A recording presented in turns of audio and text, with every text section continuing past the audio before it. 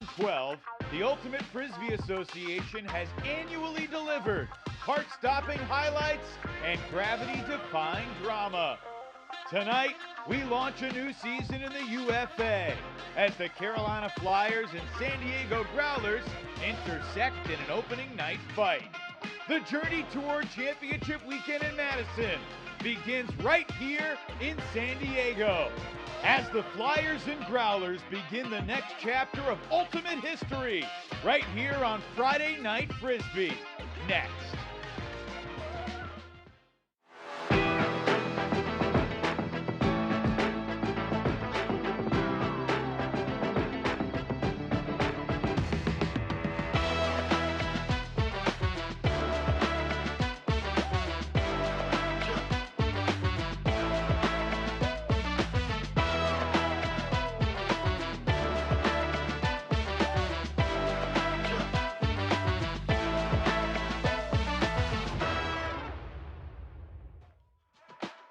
Ever since we saw the Boston Glory hoist the trophy at Breese-Stevens Field in Madison last August, we have been counting down the days to this very moment. It's opening night for the Ultimate Frisbee Association in 2026. We are back with a South Showdown. The Carolina Flyers and the San Diego Growlers. We got a fantastic matchup to start the season. It is so great to have you with us. With Ian Toner, I am Evan Leffler. Welcome to week one of Free Friday Frisbee. Ian, great to be back with you, and we got a banger to start the season. Two teams that have championship ambitions, and yet a year ago this game kept the Flyers out of the playoffs. Well, back at you. Couldn't be more excited to have opening pull just moments away. This is a game, a matchup last year that was a double OT thriller, and we have the makings of something similar tonight. Obviously, Carolina with revenge on their mind after missing out on the playoffs and falling short in that double OT regular season matchup, but San Diego with a ton of talent, new and old, coming back into the fold. They're going to be really interesting to see this year. And they're trying to take the next step, right? They went to the South Final. They lost to Atlanta. They think they can go one step further this year and get all the way to Madison. But look, this is a Carolina team that 2 years ago was in the championship game, and they had never missed the playoffs before last season. Alan Laviolette and company expect to get things back on track. This is a guy who's been in the league for a long time, but he's coming off the best season of his career by far. Yeah, there's a reason he was an MVP finalist. He can do it all with the disc in his hands and chasing down the disc with his legs. Last time out against the Growlers, 9 assists, 2 goals, 650-plus total yards. This guy's going to be a terror, and I think without the likes of Tobias Brooks, Zeke Thorison, Josh Singleton, some others in the lineup tonight, there's going to be a lot of offensive responsibility on his shoulders and those of Jacob Fairfax. See if Terrence Mitchell throws some hucks. Good to see T beginning his 11th season in the league. Another guy starting his second decade, San Diego's mainstay, Travis Dunn. All UFA each of the past 7 seasons, Ian. He is the backbone of this Growlers team. And last year he was battling some back injuries and fought through some difficulty and still found a way to help this team get to the South Division Championship game. We know he can distribute. We know he's a franchise leader in basically every offensive statistical category. Expect him to be initiating downfield in the lanes and carrying a ton of offensive load for the Growlers.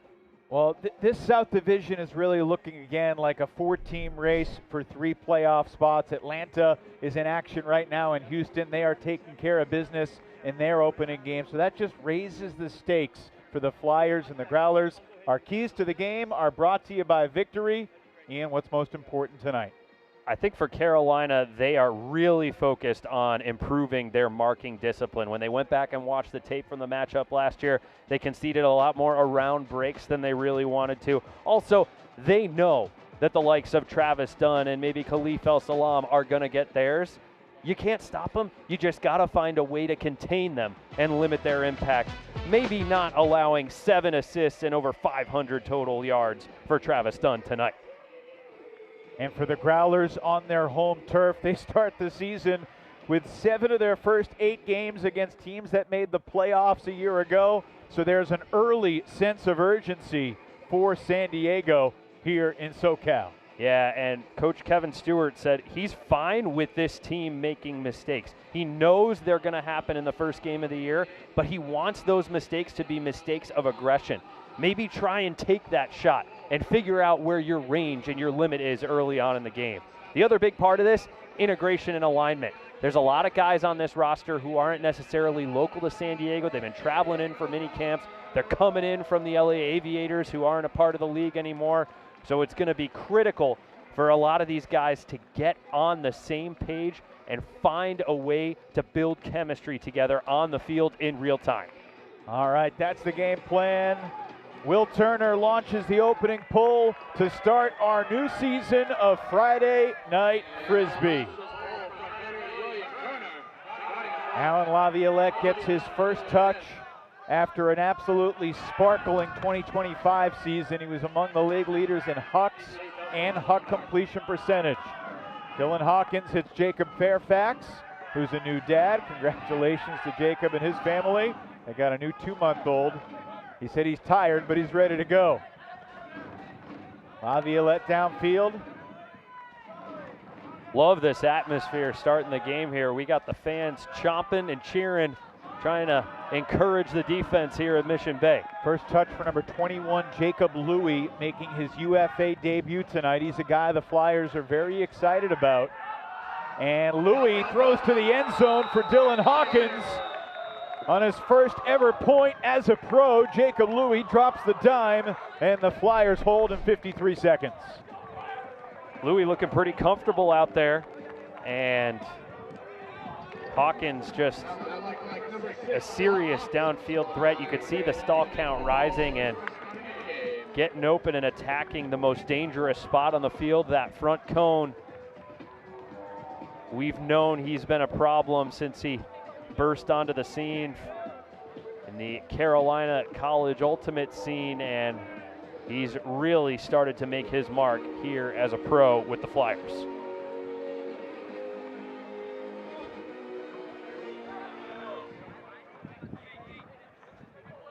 First 0 point for San Diego. Matt Miller picks up the disc and centers it to Tynan Sander.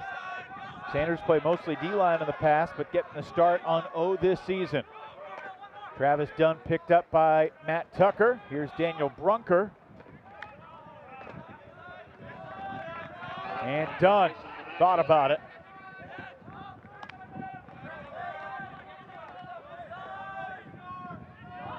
Oliver Artis had a big game at Carolina last year in the Growlers double OT win. Miller to the middle of the field, Marcel Osborne to Dunn. San Diego needs to punch this in, but it feels like a pretty crisp start for the offenses. Osborne holsters the around. There is a decent breeze, more than I think we expected, Ian. Generally, folks say it dies down around 6:30, 7 o'clock here, but the flag is still moving. Travis Dunn adds to his all-time stat line. He's third in UFA history with 701 total scores now, after that goal to even things at 1 score apiece. On the sideline tonight, we've got Growlers hometown analyst Steve Proden. Steve, what's the atmosphere like down there for the season opener, and what are you looking for as we get underway here? Yeah, I mean, I saw both teams really patient starting, and they're going downwind.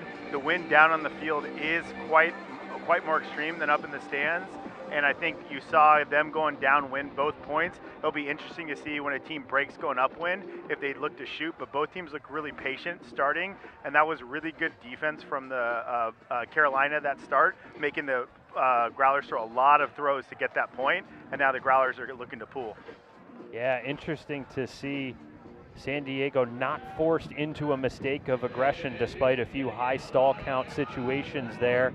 And now Brandon Van Dusen, the former Chicago Union player, on the pull for the Growlers. Yeah, 1 year with Chicago for Van Dusen. Before that, a lot of completions for LA. Nearly a turn, but Laviolette attacks the disc and beats Van Dusen.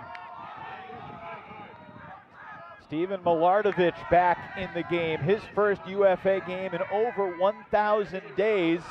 took the last 2 seasons off, became a dad, and the all-time leading blocks getter for the Growlers is back out there. Yeah, I'm loving the chaos from these Growlers handler defenders on this point, forcing a couple tough throws, doing some switches, running out into the lane to seal off the continuation. This is exactly the kind of pressure they want to be exacting when Carolina's still trying to figure out what its O-line handling core is here in the early phases of the start of the season. Cross field, Matthews to Fairfax, just shy of the goal line. And Fairfax has the assist. Another goal for Hawkins, 2-1 Flyers. What a shot there from Matthews. If you haven't heard anything about the UFA's partnership with Shown Space, go and check that out. Some advanced statistical breakdowns, kind of doing more than just sharing goals and assists. It assigns a lot of value to throws that put teams in position to score and set up the score. And Walker Matthews' throw is exactly one of those throws right there that's going to earn him some credit in their primary metric, adjusted expected contribution.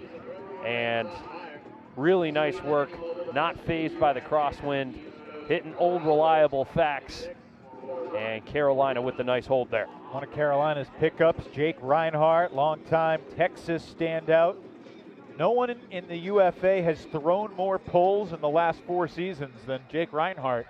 Did it with Dallas and Austin for a long time. Now he's brought his talents to the triangle. Nice yardage on that one, giving Carolina a good chance to set up defensively here. We're seeing pretty much a flick force, a right-handed flick thrower force. Travis Dunn launches for Matt Miller. He's got him, and he's in. The Stars have come out for opening night. Well, we know Matt Miller can put up video game numbers with the disc in his hand, but he's not always the guy taking off downfield. The quarterback sneaking out of the backfield and getting acres of separation there.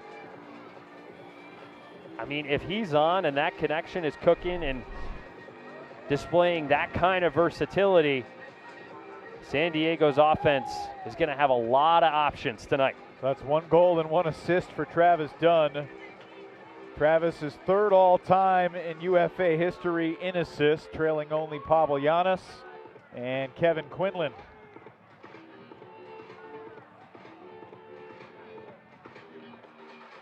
No turnovers through the first 4 points here on Friday Night Frisbee. Pretty crazy. You mentioned Pavel Giannis. I don't know if anyone else here has gotten to check out the first episode of the 2025 Chicago Union documentary, available for free on YouTube.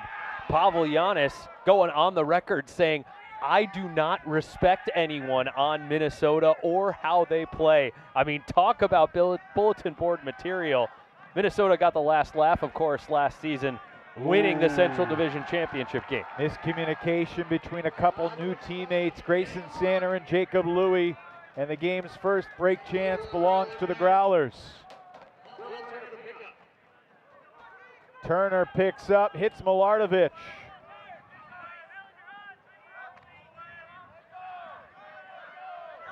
Growlers coach Kevin Stewart thought Milardovich would be super valuable in these types of situations, shepherding D-line down the field for break chances. Up the line, floating it to space. Milardovich is back, and the Growlers have the opening break. It's Bryce Lazinski in the end zone.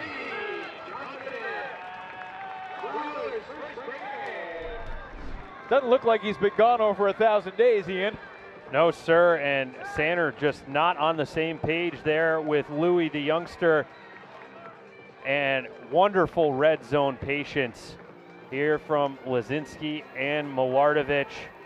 You know, in last year's matchup, San Diego went 19 of 22 in the red zone and 5 of 9 on D-line conversions. Those numbers are key, and hitting those marks or improving those marks is going to be important tonight. off to a strong start here with the D-line so far. Khalif El-Salam back with San Diego for his fourth season, his third season rather, his second in a row. Former Team USA World Games gold medalist. That's an awesome pull.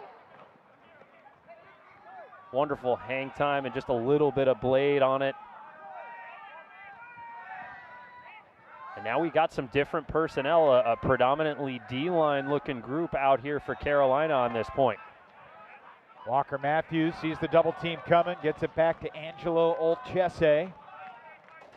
Here's Trevor Lynch.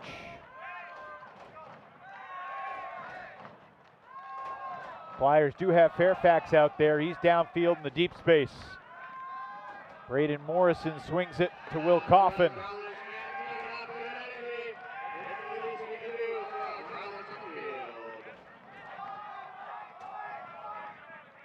I think the Growlers coaching staff prides themselves on doing things defensively to confuse and slow down other teams' offenses. Carolina certainly very deliberate so far with their disc movement, taking their time. Yeah, I want to see where this next completion goes. It almost looks kind of like a force middle defensive set from the Growlers. Trying to force throws back into the traffic and the chaos of the middle of the field. Olchese to the far side. It's Lynch again. And into the end zone for Fairfax. Most patient possession yet, and Carolina ties it up at 3. Mike Avila's got to be really proud of that hold from this predominantly D-line group. Nobody really panicked. A lot of patient swings, just waiting for the right look to open up. Weaving and needling through the force middle, not really throwing into any poaches, kind of like we saw its O-line do a few points ago. And Carolina stabilizes here early on.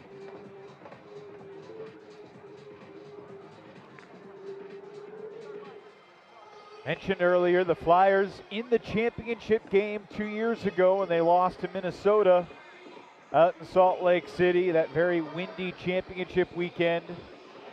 And then Carolina had a transition last year. Ian. Mike DeNardis, who had led the team from the very beginning, stepped aside. They brought in Michael Avila. They lost their first 4 games of the season. They were all close.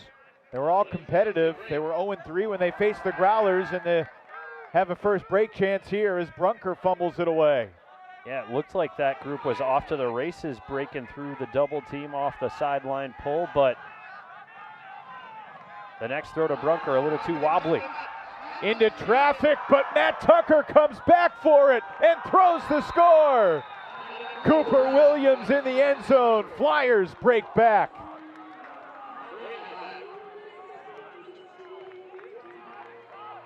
Just when it felt like San Diego was starting to steal the momentum here, an unforced error between Osborne and Brunker. You can see no spin or snap on that throw from Osborne, and it came in just a little stagnant and awkward to Brunker. Didn't quite make it all the way into the breadbasket, off his fingertips, and then how about this snag from Tucker?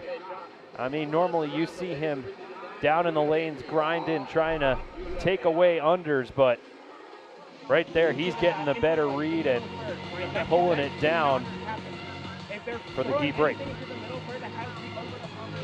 Steve Proden on the sideline. You had a good look at that last sequence. What do you see?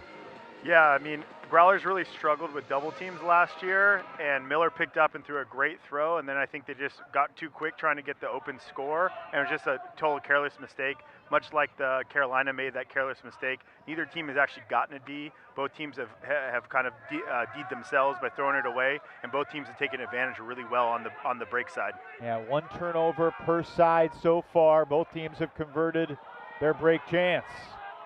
So Milardovich pumped that deep shot to Samu, and Samu put his hands up kind of like, what the heck, man, why didn't you do it? Van Dusen floats it beautifully to space, and Bryce Lazinski is there. And just like Carolina had that D-line dominant group go out there and get a hold, San Diego does the same thing and has Milardovich and Van Dusen quarterbacking, and a beautiful shot there from the man they call Lotto, connecting with Lazinski. I mean, we've known Van Dusen can gunsling and wheel and deal, and wouldn't be surprised if he stretches the field with a few more deep shots tonight. Second goal for Bryce Lazinski, 28-year-old UFA veteran from LA originally. He only scored 1 goal in 11 games last season for the Growlers.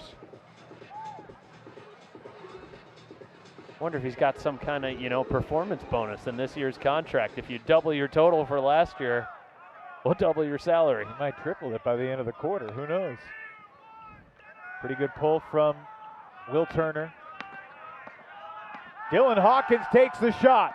Jacob Fairfax chased by Samu, and it's Fairfax awkwardly stumbling, but he's back up and quickly in rhythm dishes to Nate Lyle. And Nate Lyle's got his first UFA goal.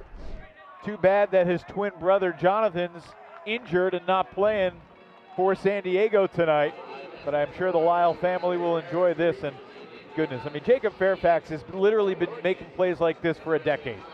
I mean, it's basically a sure thing when he takes off and has some kind of chance at the disc. This all started because, the San Diego defense just conceded that first under to Dylan Hawkins, and he gets that disc all the way here close to this one sideline, and he's got the entire rest of the field to throw to the opposite shoulder for Fairfax. Really nice execution. Pretty much a clean pull play for Carolina. Another pull for Reinhardt, and a good one. It hangs up there. Carolina able to set up the defense, with San Diego still in the end zone. Osborne makes the adjustment. Flyers forcing backhand and a bobble, but Osborne hangs on. Here's Rubin. Good downfield defense from Lynch. Cut off the throw to Travis Dunn. That's who Rubin was looking for. Yeah, with Van Dusen back out there, looks like there's some subtle tweaks to this San Diego O-line here as the first quarter has progressed. Osborne, errant throw looking for Rubin in the backfield. Little indecisiveness when it came to picking up the disc, but Reinhardt in his first game with the Flyers now trying to quarterback this break chance. Second-year Flyers coach Michael Avila. Will he consider a timeout? That's certainly something he learned last year. Certainly had some regrets along the way. Of course, Kevin Stewart's been coaching for a decade, and he can still have regrets too. Puck goes up. Dylan Brewer runs down the perfect put from Trevor Lynch.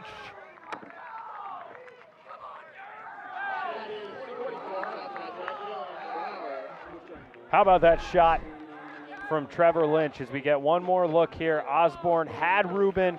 You could see the flick just kind of hung on to that middle finger for a second longer than he wanted, and just a tough sequence as Brewer takes Rubin to the house.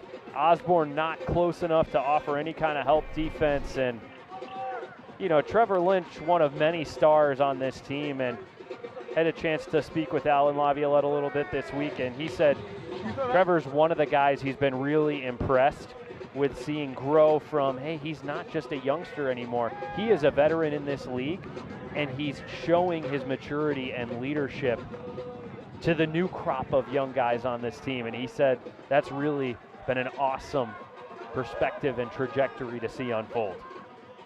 Gorgeous shot. And Dylan Brewer, another guy who did not score a goal last year. He's got his first of the season in the opening quarter.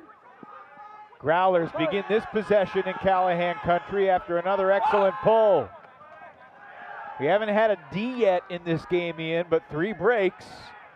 2 for the Flyers, 1 for the Growlers. Alardovich for Semu. Throwing deep for Lazinski. He had the legs and he could not bring it in after he got both hands on it. Oh, and Coffin lays out to maintain possession for Carolina. I think Lazinski might have been surprised that he got there. Yeah, I think he thought the throw was a little too far, turned off the Jets for a split second, and then he saw the disc hanging and was like, wait a second, we got to re-engage the boosters. And couldn't quite maintain coordination there with his hands when he left his feet. Carolina trying to get to 3 for 3 on break chances. Matt Tucker, end zone, got it! Carolina's cruising right now late in the first. What a shot there to Tucker. That is not an easy read when you're sprinting straight ahead and you don't have a clear line of sight to the disc coming in over your shoulder. As we get another look at Lazinski, you could see he was there. He could have made that catch. And then Coffin. Wonderful touch. A feathery flick right into Tucker's breadbasket, and huge credit to Tucker being able to read that and run onto it. I've seen all kinds of guys in the past try and stab that out of the air as it's coming in at an awkward angle, and that's really challenging to do. And he just makes the veteran read, runs it out. Wonderful execution there for the break opportunity, and this could be getting out of hand quickly for San Diego if they don't right the ship here. Sideline pull for Carolina. On the other hand, if the Growlers can score the final goal of the quarter, they'll start on offense in the second quarter. Looking deep for Osborne off the sideline, and Osborne's there. Beating Dane Miller to the deep space. Talk about a dot. I mean, just when you think you got this offense locked down with nothing to look for, Matt Miller says, how about a one-throw possession?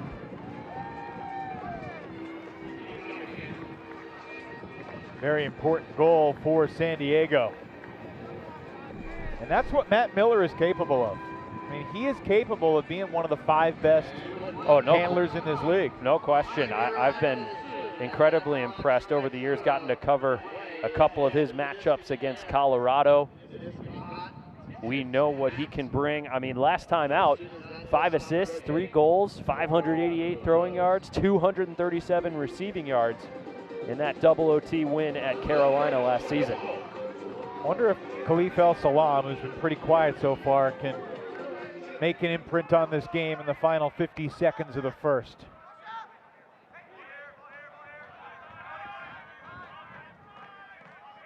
Junky look for San Diego defensively. And they're looking long for Fairfax. Jacob Fairfax in the end zone, unable to bring it down. Ben Levinsky there. I mean, good pressure from Levinsky, but that's a catch I've seen Fax make a lot. I know he wants that one back. Clock ticking down here for El-Salam and the Growlers on the counterattack. Stopped briefly when the disc went out of bounds, restarted on the initiation of play. Final 21 seconds of the first. Growlers a chance to get back within 1 and then start on offense to begin the second. Max Gibson working with Khalif El-Salam. 5 seconds. El-Salam with 4. El-Salam into the end zone. It's a strike for Will Turner with 1 second left. Evan, you got a crystal ball over there? I'm thinking back to your question, just kind of asking at the start of this point somewhat innocently, hey, can Khalif do anything to make a mark before this quarter ends? And you know, they get a little fortunate with that turnover because Fairfax did have his hands on a goal. But on that counterattack, Khalif just quarterbacking moving the disc laterally, and then no fear going up that same third sideline, caught the defender, not quite fully engaged and aware that the throw was going up. And there we go. This quarter could have been really out of reach for San Diego, and right now with that break, they are right back in it. And this pull will be downwind, so it's going to be much tougher for Carolina to throw a huck in the other direction. Roller batted down, but that clock should expire. There was 1.3 left. See if they count this. If it gets to the end zone, doesn't matter. That might be the game's first block, courtesy of Max Gibson.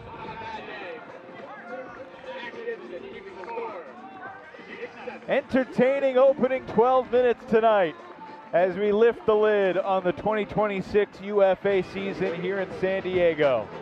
Great atmosphere, great Frisbee, and a great night of ultimate still to come. 7-6 Carolina after one. Growlers have the disc to start the second when we come back.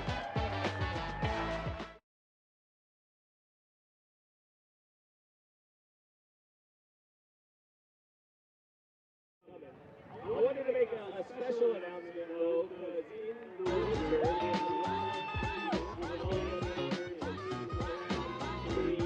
there was a vote on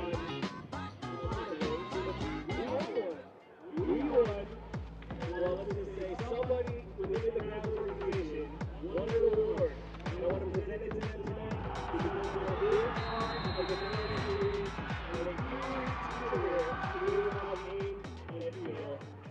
The award went to the best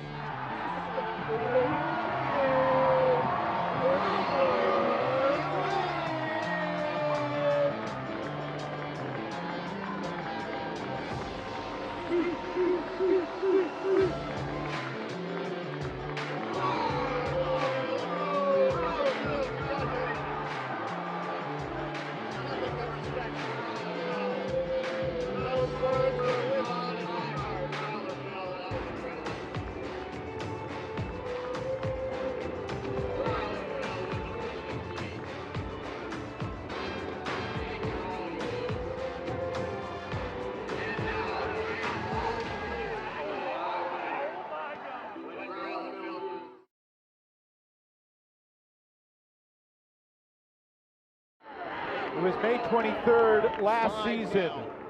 Final seconds of regulation. Marcel Osborne, the equalizer. And the Growlers force overtime. You see the Flyers were 0-3, trying to get their first win. Final minute of overtime. Sticky hands from KJ Koo. And then at the end of overtime, a crazy sequence. The interception from Stephen Samu. Looks like the Growlers have a chance to win, but Grayson Sanders says no. So double overtime beckons. San Diego pulling.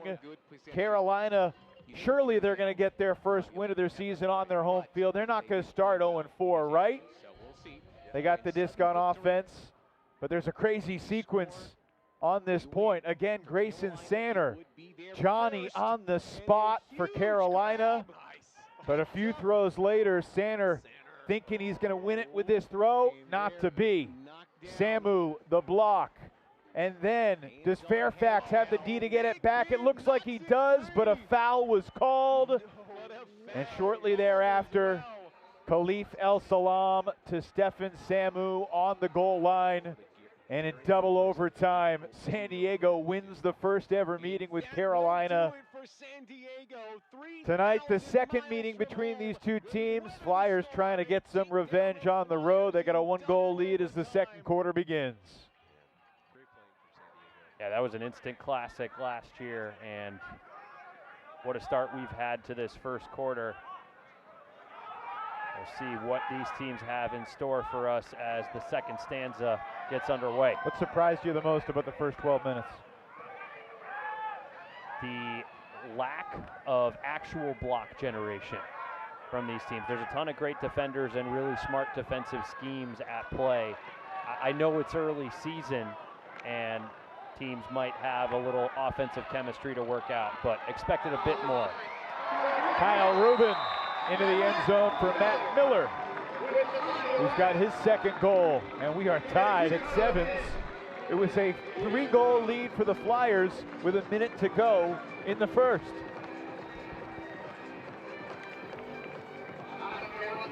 Kind of crazy how quickly teams can swing momentum in the association. And I'm really excited to see what Matt Miller can do this season. I mean, he's got the ability to orchestrate an offense. He's got the ability to throw people like Travis Dunn and others open. I mean, if he has a career year, he could be the reason that San Diego is back in the South Division Championship. He could be an MVP finalist, and no one who at least has been paying attention to the South and West for the last few years would be surprised by that. Tumbling catch, Alan Laviolette. Laviolette led the league with 67 assists in 2025. And he's looking for his first of 2026. Right in Walker Matthews' breadbasket. And Carolina retakes the lead. I mean, surprise, surprise. AL puts it on a platter out to space. Show me something I haven't seen before. It's just a thing of beauty watching this guy quarterback with the disc.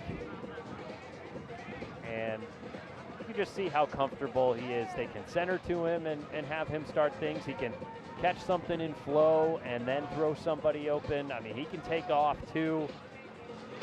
There's just a premium in this association on guys who really are versatile. You can't hide out on the field here in a way that maybe you could 10 seasons ago.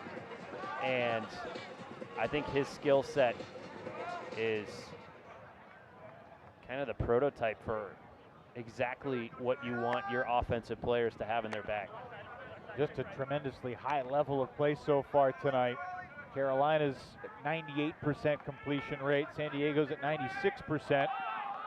Only 5 total turnovers, and there's number 6. Fumbled away by Gibson, getting a chance on offense. And Carolina quickly converts. I mean, I loved Steve's point earlier in the first quarter, the way he characterized it, that these teams aren't getting blocks, they're getting Ds on themselves by making unforced errors. And Van Dusen and Gibson just in the same area code, but not on the same street there. And Gibson perhaps moving a touch too quickly and trying to think about the pivot, the turn upfield before looking that clap catch all the way in. And it was just a touch behind him. Steve Proden on the Flyers sideline. Steve, how did the Flyers manage that 3-0 run from San Diego and bounce back the way they have? Yeah, I mean, at the end of that first quarter, you felt like the morale just kind of dropped. But since it's so early in the season, I saw them all huddled together. The road team got together to say, like, we're making careless mistakes. No one's getting the Ds. And they really bounced back. And the Growlers, both teams really, but the Growlers, when they're going on a run, they're getting the disc and trying to move too quick. It looked like the Flyers on that last point were running like a little junk zone, and they were calling out the throws to get out of it. And they thought they had a kind of a let's go, and Gibson made a mistake, and that was a big one. And then now all of a sudden, all the momentum is with the Carolina. How would you characterize the wind right now compared to the start of the first quarter? It's died down a little bit, but it's enough where it's going to mess. I mean, these throwers in this league are so good that they're still, but you can see all the shots still going downwind, and when the shots have gone upwind, they have floated a little bit. You can see this one right now to Miller. Daring shot. El Salam, Lazinski both nearby, but it's Carolina's Williams that wins the aerial battle. How about that chase down there from Reinhardt? Making up a lot of ground, and it's Williams making the play. Glad he and El Salam are okay after that contact. We got a Flyers timeout. Yes. Michael Avila burns his first. Carolina's D-line fired up. 3 straight goals from San Diego to tie it at 7. Now the Flyers are trying to return the favor with a 3-0 run of their own. Let's eavesdrop on the huddle. From the back for a long up line, and we're going to send Terrence upfield from the front side. Yeah. Backs be on the back and look for the outlet hammer. This is your ball to throw up. Okay. Yeah. Cool. Let's go. Oh yeah. Let's go. Hey, return over flick. Yep. Hey, possess, right? Hornets on 2. 1, 2. Hornets. That's crazy. I mean, just look at the confidence exuding from Laviolette, his body language, his facial expressions. I mean, that's not a guy with bug eyes, stressing out, trying to figure out what we're going to do here. And I He's think just a field general right there. And he was empowering a guy in his UFA debut, Jacob Louis, saying it's your ball to throw. You make the call. I mean, talk about trusting a new guy. And he's launching it deep immediately.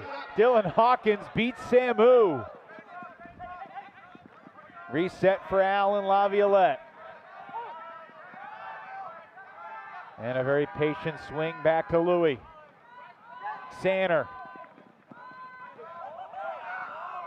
Into the end zone, it's Louis.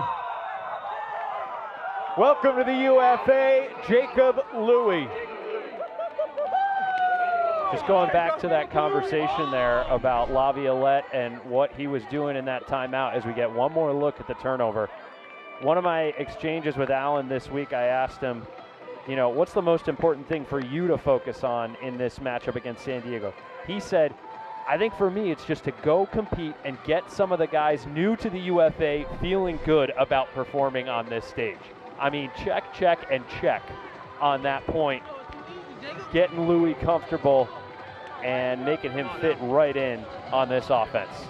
He's a genuine guy in his conversations. He's not BSing you. Oh, no, 100%. One of the many things we love about Allen. 3 straight for Carolina.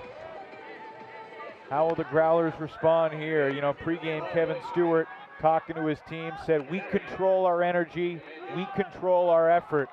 We will experience adversity. We cannot get down. We need to bring the energy, bring the effort. Travis Dunn going deep.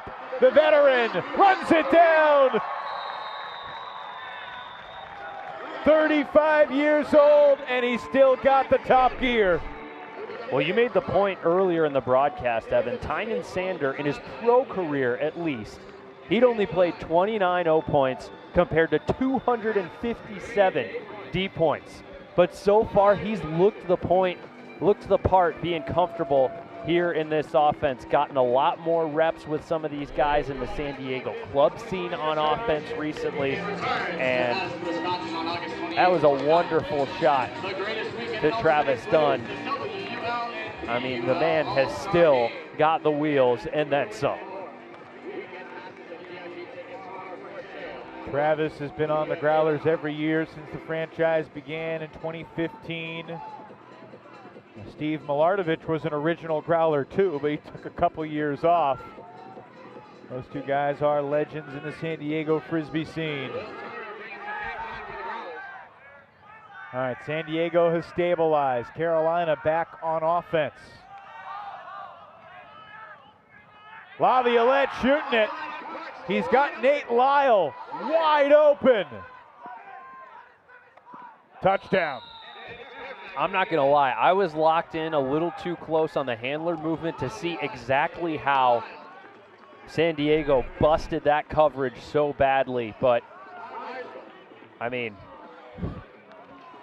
give Allen space to step into a backhand, and he'll do it 8 days a week, right?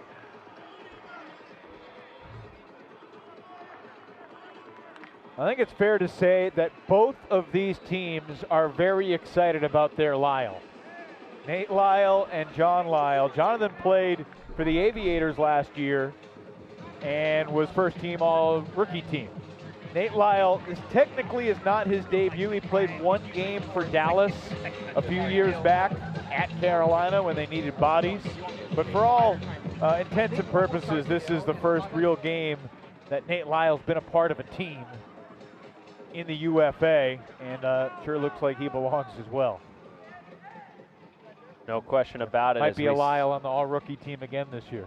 Yeah, and kind of surprised to see just our second OB pull after that gusty opening quarter, and now the wind has kind of died down, but we're starting to see more gifts to these offenses here.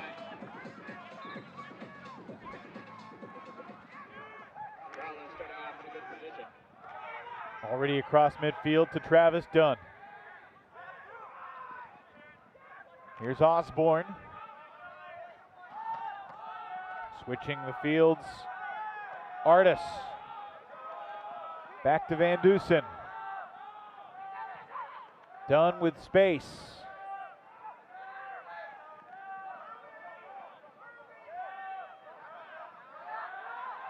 Stall count rising. Van Dusen squeezes it through to Brunker.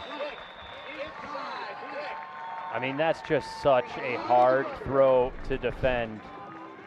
You almost, as the defender, kind of got to orbit and get on the other side of that guy and kind of push him out even wider to the open side and dare the thrower to put that throw out to space. Because throwers these days are so proficient at throwing the inside, whether it's an inside out to that lane and outside into that lane. And that was just a dart to Brunker. And I'll tell you, after starting the game on the D-line, I'm really liking the way Lotto is fitting in on this offense. He's keeping the disc movement, and you can also see that he knows how to get them out of a jam when they need it. Well, with Chicago last year, he only played 14 deep points. Vast majority of his playing time over the course of the 11 games he played in the regular season for the Union were on O. And obviously he paired well with Pavlianis in the backfield for the Aviators before that. 2-goal game here on opening night, midway through the second quarter. The season debut of Friday Night Frisbee. Next Friday night we go to New York to see Alex Atkins make his Empire debut after 4 years with Colorado. I'm so excited to see what that O-line looks like and what kind of plays they call. I don't think they're going to have Don DeMarais next Friday. I think they'll have him debuting the following Sunday, Mother's Day, against DC. So tell your mom now, you got a gift for her. Don DeMarais making his debut for the Empire. I'll tell you what, my mom is going to expect a little more from me than a link to a WatchUFA.tv broadcast. Well, it's but free, and it's free Sunday Frisbee that week. Thank you for sharing that idea. I'll file that one away. Well, for the second year in a row, the UFA season begins on my wife's birthday, and I say to my wife, Kaylee, I love you, and thank you for letting me do what I love here in California. Happy birthday, Kaylee. I promise you she's asleep right now. At least I hope so. Back on the East Coast. Patient possession here for Carolina, and Fairfax gets another stat. It's Fairfax to LaViolette to punch in a possession that lasted 90 seconds, one of the longer points we've seen so far tonight. The way Allen is moving, we'd forgive you if you forgot that just a few years ago he had a catastrophic knee injury and definitely impacted his ability to compete, had to go through the whole rehab cycle, and it's kind of incredible in his mid-30s understanding just how much work goes into being able to be available and be healthy and be impactful, and he's doing it. Before Toronto and New York next Friday, and big one in Boston tomorrow, the DC Breeze and the Boston Glory. And Rowan McDonald is wearing a Boston jersey after a decade being the face of the Breeze franchise. I mean, that's going to take a while for me to get used to. Deep shot, looking for Artis hanging up there, but Ollie reads it well.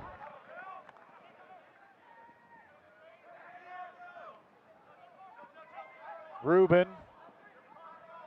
Pretty good defense transition-wise from Carolina, getting back and not just ceding the quick score after the huck.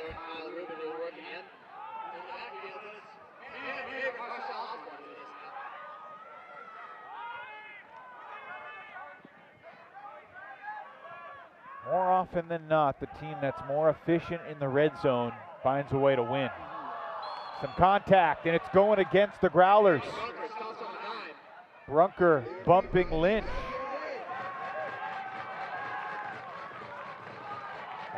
I could see a case. I can see how both parties might feel aggrieved there. Miller squeezes it through to Dunn.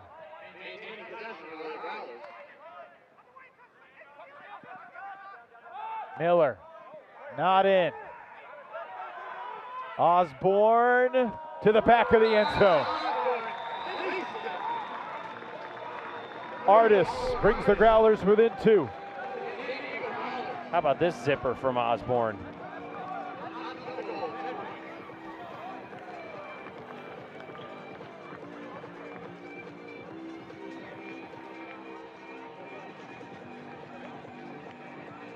Also, what are your thoughts on the Freebird remix being the Growlers' goal song this year? I don't hate it. I hadn't noticed it, hadn't processed it, but I'm okay with it. Now it's on your radar. Now you have an opinion? Yeah, I love the track. I love the remix. I'm enjoying it.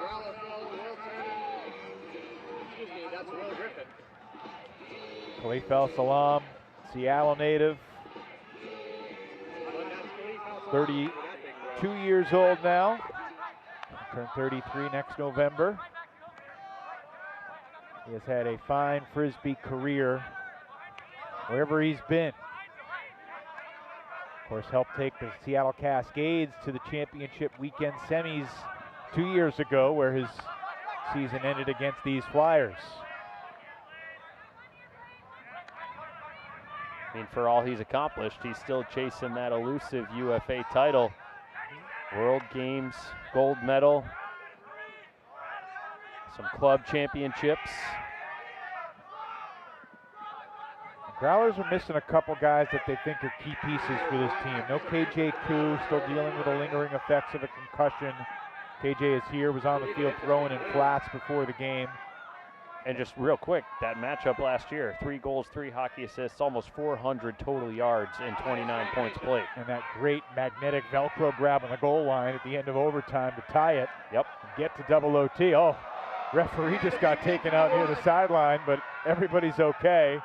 Officials done a good job so far tonight, led by Carlos Ruiz, working with Keith Temple, Cynthia Love, and Logan Manlove. Scuba from Laviolette to Louis. Back to Laviolette.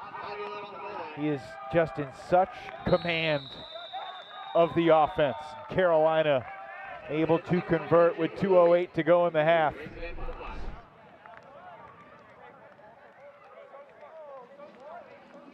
Yeah, sure. Why not a scuba over the mark out into space for your receiver to run onto? Another possession that takes over 90 seconds off the clock, but in 92 seconds, Carolina punches it in, and Laviolette putting up big numbers. You know, in the season opener last year, he only had 1 assist. Then he had 66 in the next 10 games he played. I think if the Flyers had made the playoffs, he would have gotten votes for MVP. I mean, he was that good. Yeah. And there was just, well, can we give him MVP if his team doesn't make the playoffs? But he was so good the last 2/3 of last season, and clearly he's carried it over into this year. Just the way the Atlanta Hustle did earlier tonight, by the way. Atlanta clobbered Houston 29-13 to start the 2026 season in the South Division. The Atlanta Hustle had 5 games last year with single-digit turnovers. I think the rest of the league combined had like 8. And the Hustle had 9 turnovers tonight in Houston. As San Diego, another errant throw, giving Carolina a break chance. Timeout called by Michael Avila. For a second, I thought Olchese had drawn a foul call as we see That inside flick just a bit too far and too zippy for Tynan Sander to bring in. And, you know, yes, there's an element of the Flyers' pressure and defensive schemes, but there's also San Diego just kind of giving the disc away a little bit. Yeah. And Cooper Williams has 1 block, but San Diego has 5 turnovers. Now, which isn't a terrible half for Frisbee, but Carolina's turned it over twice. So the Flyers searching for their largest lead of the night so far.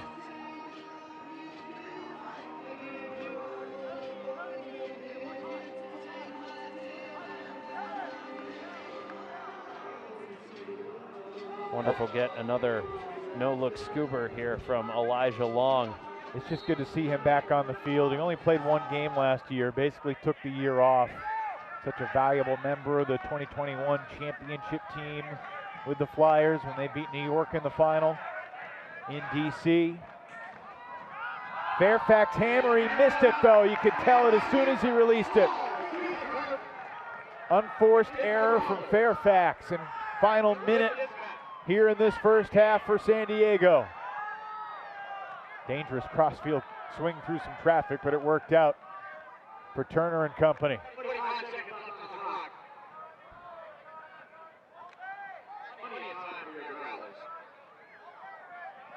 If I'm not mistaken, San Diego still has 2 to burn if they want to get the offense back out there in this final stanza. El Salam looking for Samu. He's got him. I mean, final minute of the quarter, it's just time for El Salam to shine.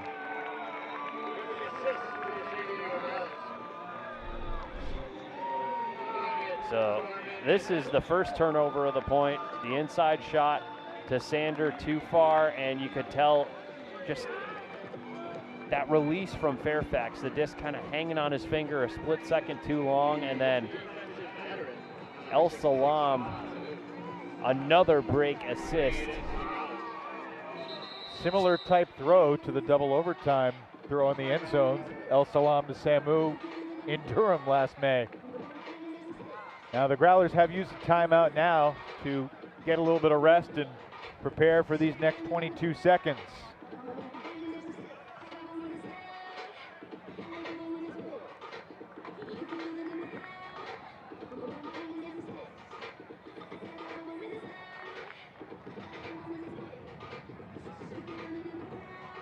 Carolina goes to Vegas tomorrow. They begin their season with 2 on the road. Then they open their home season on May 9th against Philadelphia before they play 3 straight games against the Atlanta Hustle. And then they play at DC.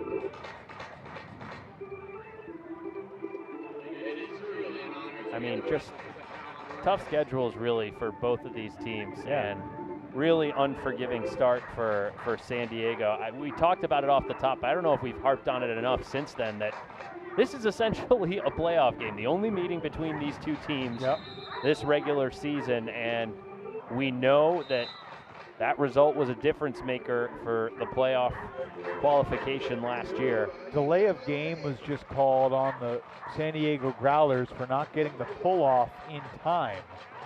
So that's something that'll make Kevin Stewart's blood pressure rise a little bit. Just a little. Kevin Stewart has coached the Growlers from the beginning. Kayla Helton has been by his side the last half decade, and Goose Helton, who formerly played with the Growlers, continues to help lead this team as a coach as well. They consider themselves 3 equals, 3 head coaches working together. And that roller pull did not get past midfield. That's one of the new rules a couple seasons ago. Roller pulls need to get to midfield. So Carolina will take it to the middle here. And just back-to-back own goals essentially from the San Diego D-line before the point has gotten started in earnest. Out of a timeout too. Alan Laviolette will initiate for Carolina. 22 seconds to go in the first half. Braden Morrison shoots it downfield, and it's Laviolette finding the space in the end zone for the score. Hawkins went up and kind of got hip checked a little bit, but in the aftermath of that, Laviolette's sitting wide open in that soft pocket at the front corner. I think Laviolette was the initial target on the release. Hawkins happened to be in the area, and then watch this. Lazinski and Hawkins are just going to go boink. And nice work there by Allen to get the right toe down inbounds. First point of contact. This isn't the NFL. You don't need two toes inbounds for it to be a catch. So now 13 seconds for San Diego. Growlers do have a timeout if they get jammed up during this final possession. It was a one-goal game after the first. Flyers have scored 7 goals apiece in each of the first 2 periods. Centered to Osborne with 10 seconds to go. Van Dusen with 7. Matt Miller to midfield. Gibson cross field, and Coffin there to clean it up. Carolina will take a 3-goal lead into the break here in San Diego.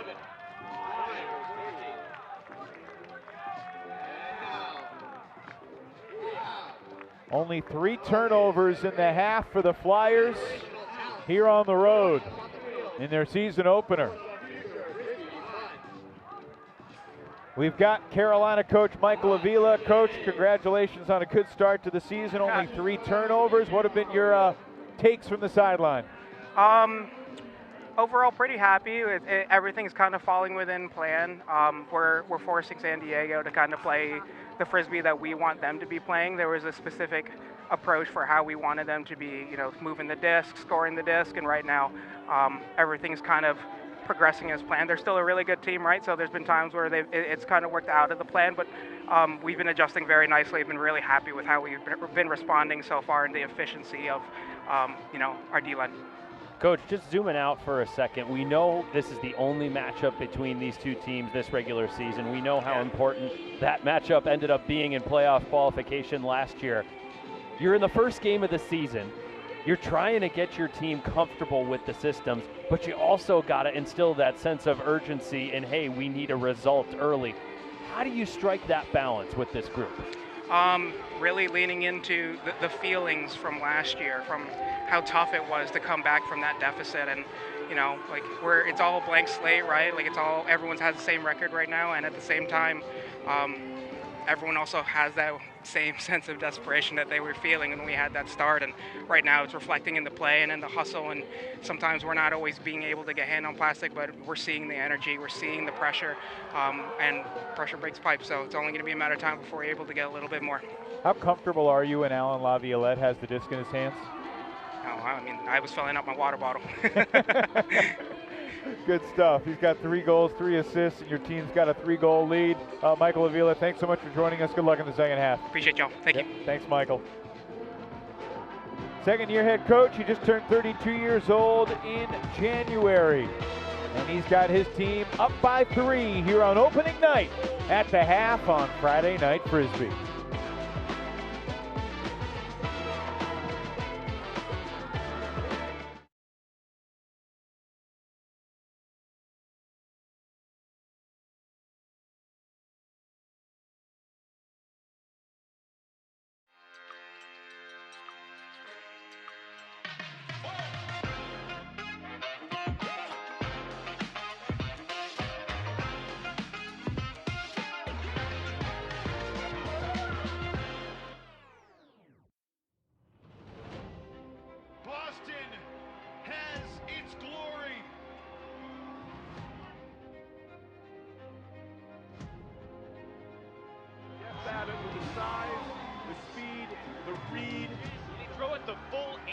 To the field.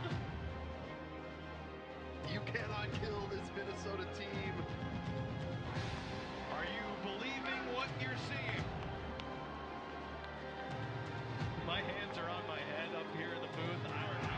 there any doubt? Was there any doubt? Holy smoke!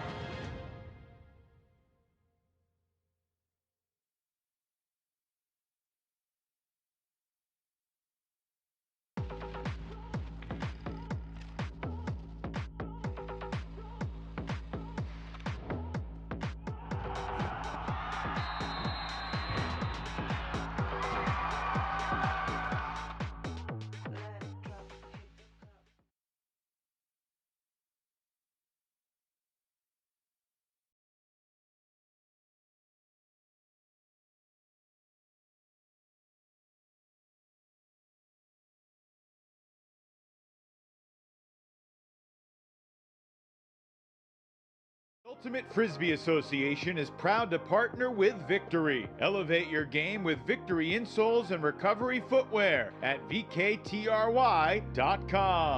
Delta THC Seltzers. No calories, no sugar, no alcohol. Catch life's moments at drinkdelta.com. Two Town Cider House, bringing the best craft cider for everyday celebrations. Find yours at twotownciderhouse.com. And Disc-It. Round Net meets Ultimate. Disc-It is the must-have portable game for every UFA fan. Get yours at discitgame.com.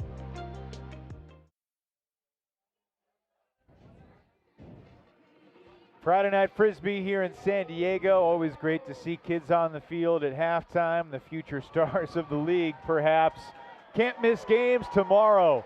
East Division Championship game rematch, the DC Breeze and the Boston Glory. Of course, next Friday night will be in New York City. Season openers for both the Rush and the Empire. And then how about the first of 3 regular season meetings between the Salt Lake Shred and the Oakland Spiders a week from tomorrow night out in the Bay. The Boston Glory are coming off their first championship, led by a bunch of great players. Tanner Johnson-Go, the Defensive Player of the Year. Jeff Babbitt, 2-time MVP in this league, and Toba Decana, who has made a name for himself as a young Belgian superstar. He was named Championship Weekend MVP. He was named MVP of the 2025 season, and he still is not satisfied. Tonight we are proud to debut the Hungriest Wolf. They usually say the wolf climbing the mountain is hungrier than the wolf on top, but I want to change that narrative. I want to be on top and also the hungriest. I'm working harder this offseason to show in the next season how good I can be, because I think I'm far from my potential. I want to show you can be the best and still train harder than everybody, be better than everybody, and still be very hungry for way more. Time is gone. Boston has its glory. The 2025 UFA Championship belongs to Boston. I think my way to stay motivated is, it's like, one championship is awesome, but like one is only one. And I don't think anybody that won one championship will ever be in some great category or in a list of amazing athletes. And I think if you want to be in a list like that, you gotta win multiple, you gotta do incredible things. So that's how I try to stay motivated. The 2025 Championship Weekend MVP goes to Toba Decana.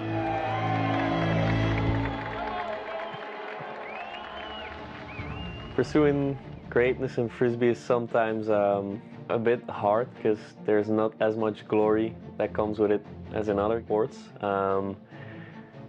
You gotta find like the intrinsic happiness, I guess. You gotta find the reward like in different stuff. So it is different, but yeah, I don't know how to answer that more than that.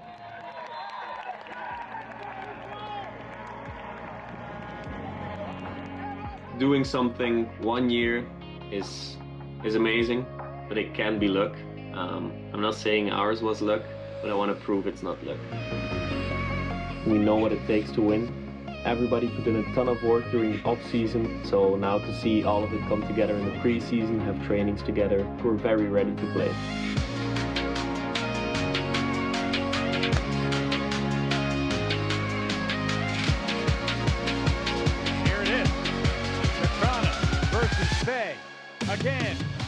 time. Toba rises up and throws the score. Decana to Babbitt. Electric. I'm looking at all these faces. There are jaws on the floor, just in awe. Look how high he got. This season will be a success. I have a very high confidence, not only in myself, but also in the team. I'm focused on my own game, and I try to not think about who's in front of me, because I feel confident I can be better than whoever's in front of me. How about that step around and release point? Decana jogging off the field before Babbitt even caught it. The things we're most uncertain about, I think, is mainly the other teams. There's been a lot of player shifts in the East Division, so you never know how a team's going to look. Obviously, New York's going to be great. DC will change, but I think we got to focus on ourselves. We got to win our first game. We'll put everything we have in winning that first game, and then we'll see where we go from there.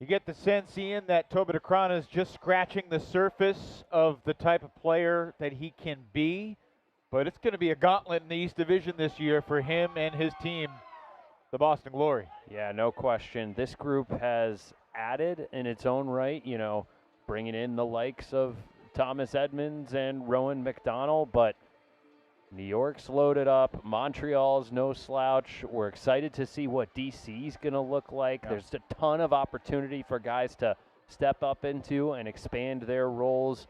Xavier Maxtat coming into the head coaching position, bringing some fresh energy there. I mean, there's all kinds of exciting storylines, and it's kind of scary to think about Toba having the mindset that he hasn't reached his potential yet. He's put on muscle in the offseason, he's rehabbed injuries, and he thinks he's just going to be stronger than ever. Toba and Boston hosting DC tomorrow in the UFA Game of the Week. Meanwhile, at the half, it's Carolina by 3, and we're grateful to be joined by San Diego coach Kevin Stewart. Kevin, you guys certainly fought back after the Flyers took a 3-point lead. What'll be the key to doing the same thing again here in the third? I think it's just bringing the same energy that we talked about at the start. We kind of lost ourselves in that second quarter there. And then it's going to be execution on offense. Like, we have not done a good job of just throwing and catching, just the simple plays. And if we can bring that back, I think we'll have a good opportunity in the second half. Coach, talking to you earlier this week, aside from missing the throws and catches, you said if your team was going to make mistakes, you wanted those mistakes to be mistakes of aggression. How do you feel your team has done in respect to that when you look back at the turnovers and errors in the first half? The turnovers themselves don't look like mistakes of aggression, but our mentality is. We're attacking vertically. We're trying to move that disc quickly. Carolina's doing a good job of switching and making it tough for us in the middle of the field, and we have to be able to execute, be able to get good movement, good receiver movement to be able to move the disc down the field. Kevin, thanks so much for joining us. Look forward to seeing your speed as you run across the field back to your sideline here. Better watch out. Kevin Stewart, in his 11th season coaching the Growlers, he's about 6 weeks removed from knee surgery that has him feeling a whole lot better than he was last year. He said now he can run at the referees, whereas last year he could only waddle. Look at him in the background there. You got to get a stopwatch out. And then zoom in.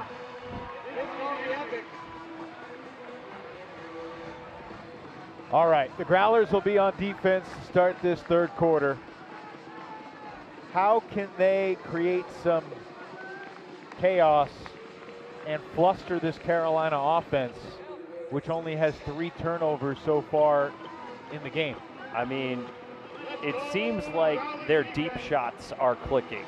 Carolina 3 for 4 on Hucks in the first half, and some of those have been to kind of wide open receivers. I want to see a couple points where they just force Carolina to throw a zillion passes. An immediate error. I'll be honest, I was looking down. Was it a drop pull or a errant reset or errant centering pass?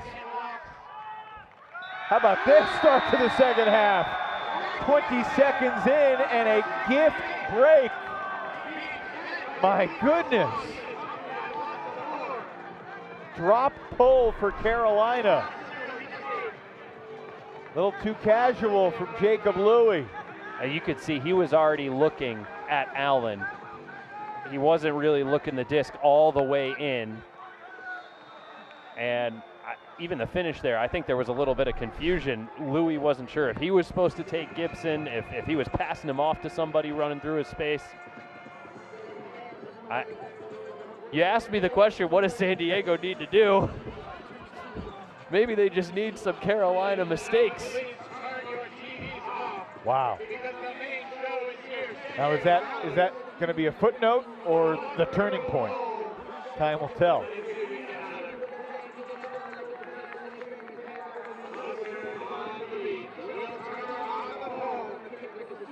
That was just the Growlers' second break of the night.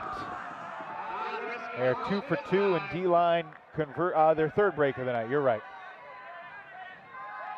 They're 3 for 3 in D-line conversions. Well, the good news is after getting broken, Carolina's O-line is still very fresh. And I love that they're keeping Louis out there. Just saying, hey man, get back out there and do what we know you can do in that space. Ian, sorry to put you on the spot, but did you ever drop a pole during your Ultimate career? Yeah, I remember this. I was playing with Ring of Fire in the club division at my first sectionals tournament with them, and we had a pretty large lead. The lines were pretty open, and I started looking up at Noah Saul before I caught it. Hawkins sending Matthews. That's a pretty put. Yeah, and I flipped the pancake. Not unlike what Jacob Louis did right there. But this is more like it for the Flyers offense. Matthews questionable before the game. Certainly looks good to go. And Dylan Hawkins got off to such a good start for Carolina. Involved in the first couple of goals in the first half. And again here in the second half. Pretty put.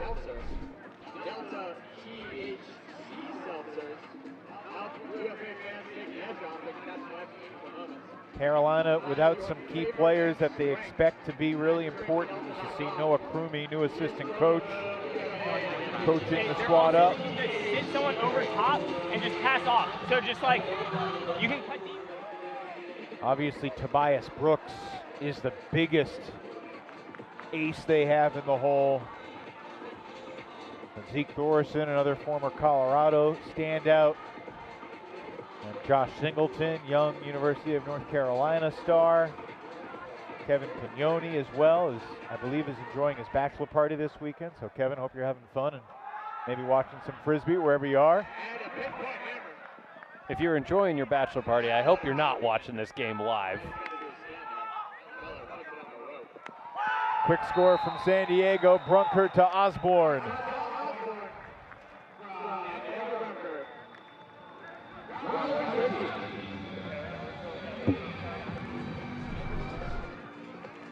Oh for 1 on the elevator spike attempt. Not quite midseason form on the celebration. Yeah, he's got to go watch some Seth Ferris tape for notes there. But hey, I respect the effort.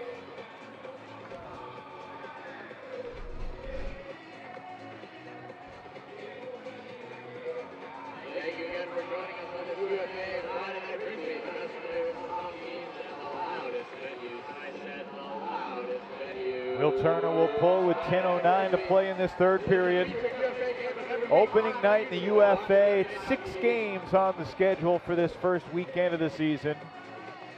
Along with Boston and DC tomorrow. You also have Atlanta at Austin, a game with major South Division ramifications. Those are the top 2 teams in this South Division last year in the regular season. Obviously San Diego knocked off Austin in Texas in the first round of the playoffs to earn their way to Atlanta. A Hustle winning their first South Division title, getting the champ weekend for the first time. Which of these 4 teams at the top of the South will be in Madison in August? Terrence Mitchell cross field, and he threw it too far for Nate Lyle. I love the look on the field switch there from T. The execution just off the mark, because there was plenty of space, and the defense definitely wasn't closing in to readjust. And San Diego get to 4 for 4 on break chances for the game. Big layout bid, but Fairfax came up empty. Brandon Severson playing his first UFA game since 2018. Last UFA game Severson played was the semifinal at Champ Weekend, LA at Madison. What a night that was at Bree Stevens. Great weekend for the Radicals. They won their championship 8 years ago.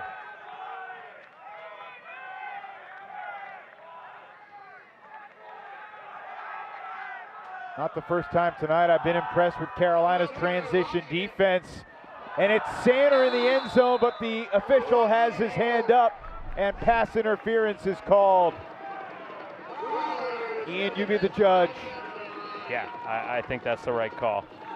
I think there was contact from Sander through Severson's back. And that contact absolutely prevented Severson from going up and making a play. Severson through the contact, throws the score. The Growlers are back within 1 as Elijah Salmon has the score for San Diego. Here's another look at the attempted field switch from Mitchell, and just a little too much juice on that one. Fairfax so close to another block, and the desperation high stall shot to the end zone. Sander fouling Severson, and I'll tell you what, Severson looking an awful lot like Stephen Poulos with the fall down step through backhand there. That was his iconic throw. And it gets the job done, and San Diego, like you asked, staying perfect on break chances. And I love that San Diego's doing this largely without calling timeouts and just trusting the group that's out on the field to get stuff done. I was wondering, you know, you got Brandon Severson, a guy who hadn't played in the UFA in 7.5, 8 years with a disc on the goal line, crucial break chance. But timeouts in the second half, you don't necessarily want to burn one early if you don't have to. Never know what quirky situations we might have later tonight. And there's another thing that just kind of rings in my head too, is the flip side of the coin is like you're also just gassing out the lungs of the opposing O-line. I know that's a philosophy that Bryce Merrill subscribes to, and certainly other coaches as well.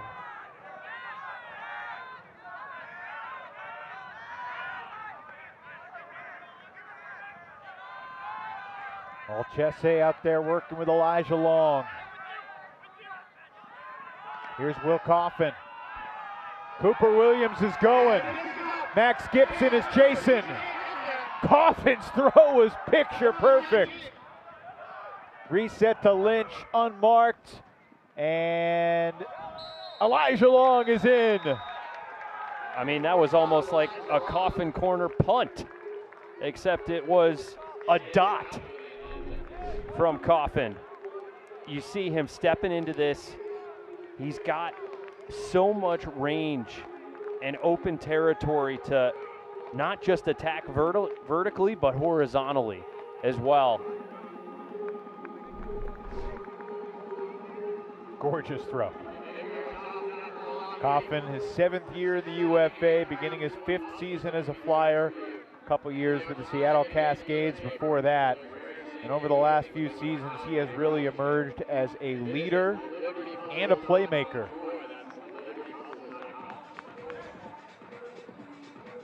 Michael Avila surprised me in the preseason when he said, yeah, Coffin's going to play some more offense this year.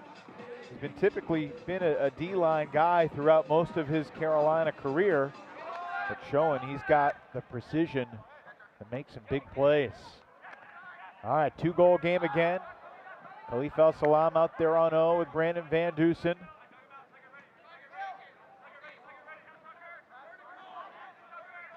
Brewer on the mark.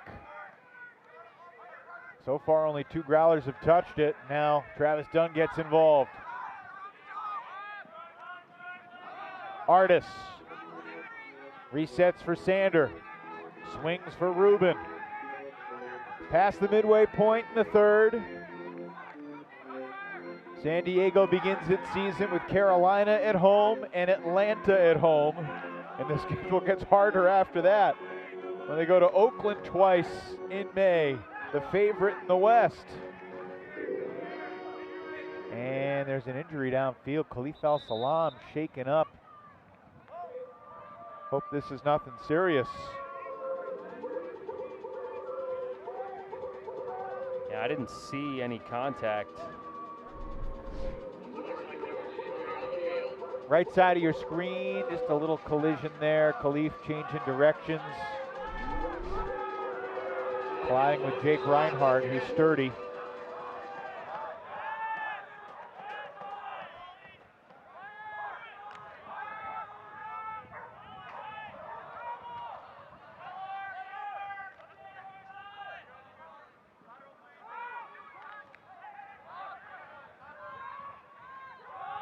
See if the Growlers can get a switch of the fields here. That'll help. Scuba over the top. Brunker continues for Artis. Good patience from San Diego. Back within 1 with 5 minutes left in the third.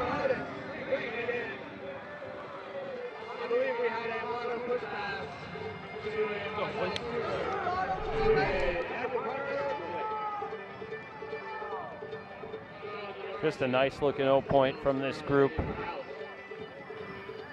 Creating space, not just with their throws, but also with their legs. And Artis with the finish. A lot of Aviators flavor on that O-line there. Good to see El-Salam back out there after taking the injury just seconds ago. Can't keep him down.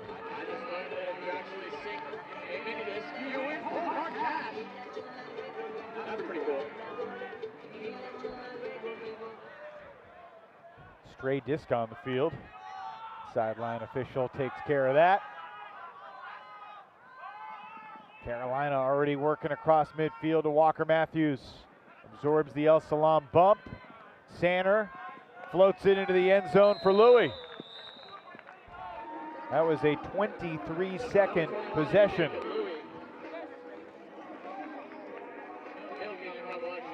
Well, tonight, the start of a new journey toward championship weekend, which, if you hadn't heard, is going to be different this year. Thursday and Friday night, but we got rivalry weekend in June. A lot of great games that weekend. Frisbee on the 4th. Expect fireworks. Last weekend of the regular season. In 12 weeks from tonight, you and I will be in Salt Lake City for the Spiders and the Shred. They play next Saturday. And then their last meeting, which could end up deciding the West, who knows? Right. 12 weeks from tonight, you and I will be back together after a long morning of pickleball in Utah. We'll be at Zions Bank Stadium, my friend. I was just going to say, there's nothing like sunsets at Zions Bank Stadium. Just an unbelievable backdrop nestled between 2 mountain ridges. And some phenomenal fans. We got some great games on the Friday night Frisbee schedule throughout the season. Really excited about it. Beginning this journey again. Like Travis Dunn, I'm grateful to be in my 2nd decade broadcasting for the UFA. Ian, I think this is the start of year number 9 for you. Bingo. Hard to believe. The 14th season of the Ultimate Frisbee Association began back in 2012. with just 8 teams, now 22 teams in the league, and a higher level of competition than ever. These are two of the teams with hopes of representing the South at Breese-Stevens Field at the end of August. Matt Miller with a couple nice fakes and finds the open lane to the back of the end zone for Sander. I mean, you said it. Tucker's there all alone, trying to defend multiple guys, throws the one pump fake, and that just opens up the look into the hands of Sander. I mean, Matt Miller can be a magician with the disc in his hands at times, and another example right there as the Growlers pull within one once again. Always good to see Goose Helton, the very first MVP of this league back in 2012. He also won it in 2013. And you know, there was a time when we weren't sure if Goose was going to walk again after a really scary motorcycle accident, but not only is he walking, he went for a jog the other day. He's back on his feet. He loves Frisbee. He and his wife Kayla have transformed the San Diego Frisbee community. They moved here and didn't go elsewhere to play. They invested in this local scene, and their fingerprints are all over San Diego Ultimate Frisbee at every level. It's pretty special.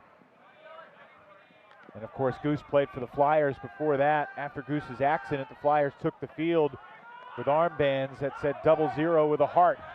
Meanwhile, Carolina's offense just continues to make it look easy. Sander to Laviolette. Just 36 seconds off the clock on that possession. I mean, it's just really challenging to disrupt this Carolina offense. You know, I kind of made a big deal off the top about the fact that, you know, Tobias Brooks isn't here, Zeke Thorson isn't here, Josh Singleton isn't here, Kevin Pignoni isn't here. All these guys that are, you know, in college or recent college grads that are probably going to be parts of the offense as the season goes on. And yet there's so much comfort from this core that's continuing from last season and just the Carolina system in general. This offense is spreading you out and attacking you in the deep lanes, and they're also okay going with nice chisel cuts and strike cuts and slashes between handlers. Steve Proden, what are you seeing from the Carolina offense from the sideline? Well, after those first 2 breaks to start the half, they've been taking as many passes as they need. The coach is yelling down the sideline. El Salam's Huck overshoots Ali Artis, and a break chance for the Flyers. Go ahead, Steve. Yeah, so the Carolina, you hear their coach saying as many as we need, and their patience is what's making them just score consistently through that junk defense to San Diego, and San Diego's really scrambling on D, and they're just not really causing many problems at all. Impressive step through from Long, and now Coffin airs it out again. Another big throw from William Coffin. Can the Growlers mount any resistance near the goal line? Tucker lays it back to Lynch. A swing for Long. Carolina's D-line, just like the O-line, Ian, as many as it takes. And in the end zone for Tucker. Flyers back up by 3.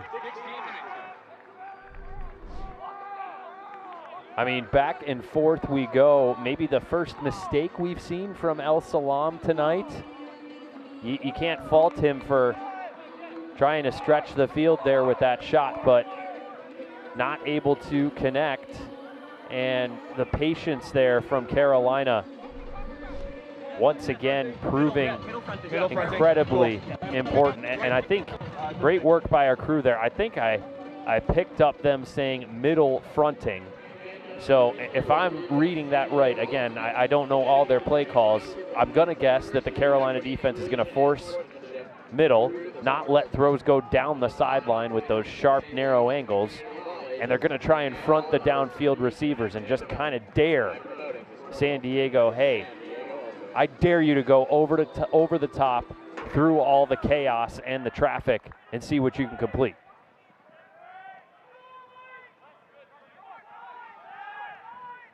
Critically important possession here for San Diego. They will receive to start the fourth. So there's certainly a lane to get back into this game. It feels like we've said that before at the end of the first quarter, and they've kind of risen to the occasion more than once. Lynch colliding. It's going to be unsportsmanlike. That's a 20-yard on Lynch for landing at the feet of Osborne into the knees. And one more and he's gone. Yep.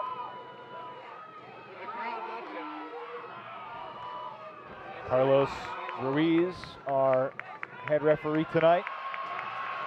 They have 5 seconds to the clock, 1:05.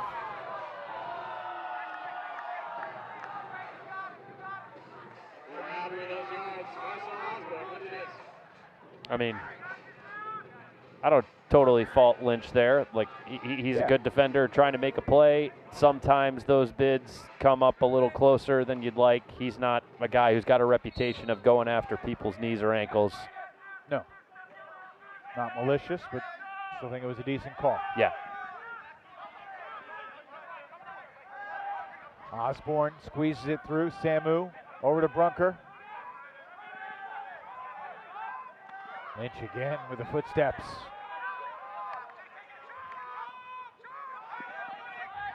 Growlers still have plenty of time. And in some ways, it's better if they score with 5 or 10 seconds left than with 30. But we also haven't seen too many teams think that way and try to milk clock. Because at the end, you do need to score. And score they do. That's a nice throw there from Gibson. Just a low release flick before the double team can set.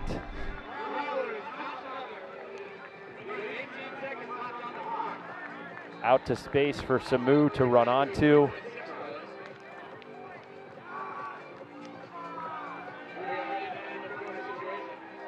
One of the things teams do in the preseason, Ian, is practice situations. And this is one of those situations. So you're up by 2, 19 seconds left. From Carolina's perspective, sure, you'd love to score, but the most important thing for Carolina is you can't let the Growlers score. That would be a catastrophe. Milardovich, Gibson, Severson, Samu, all out there on the D-line, along with Turner, El Salam.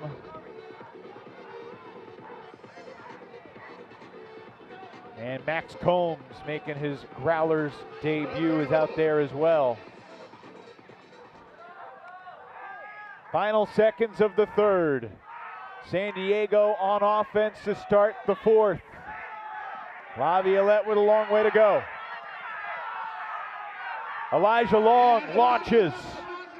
Battle at the buzzer, and it's deflected to the ground as time expires. And some chirping back and forth.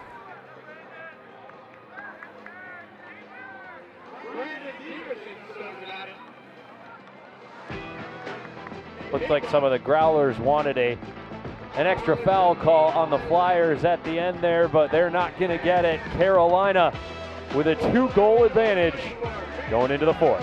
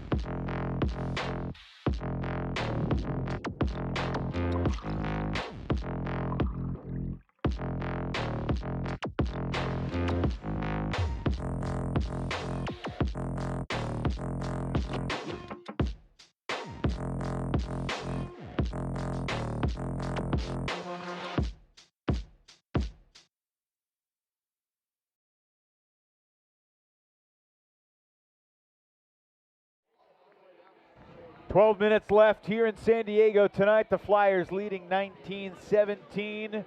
Sprint faster, cut sharper, and recover smarter. Victory insoles and recovery footwear, the ultimate upgrade on and off the field. Learn more at Victory Technology and get your pair at vktry.com. And 0 calories, 0 sugar, 0 alcohol. Delta THC seltzers help UFA fans take the edge off and catch life's meaningful moments. Find your flavor and strength at drinkdelta.com. Use promo code UFA to get 15% off. Let's take a look at the stats through 3 quarters, Ian. Still only 12 total turnovers in the game. It's been a remarkably clean opening night. Yeah, these turnovers have been more kind of self-inflicted than anything else. And San Diego, perfect on break chances. However, they still have a 2-goal deficit that they need to make up here as we start the 4th quarter. 5 turns for Carolina, 7 for San Diego. Growlers know they're going to need at least 1 break to force overtime at minimum. Matt Miller airs it out. Artis versus Coffin in the deep space. It's Artis with the left hand, flipping it to Dunn for the score. Oh boy. I mean, this is just expert body positioning by Artis. He absorbs the contact from Coffin, keeps him on that back hip. He knows that he doesn't necessarily just want to make it a high point competition. It's a body positioning expertise that comes into play. And after the read, Travis Dunn following the play and striking right away. And it sure is fun to see Travis Dunn bringing the fire in his 122nd game in this league. Travis Dunn has had at least 70 scores, goals plus assists, in each of the past 7 seasons. No other player in the league who's got at least 60 scores in the last 5 seasons. Travis, 7 seasons in a row with at least 70. The consistency, the competitive fire, and the leadership he has brought to the San Diego squad. Oh, Gibson hunting in the backfield. Yeah, and 4 scores tonight, 1 assist and 3 goals with 11 minutes left to play in regulation.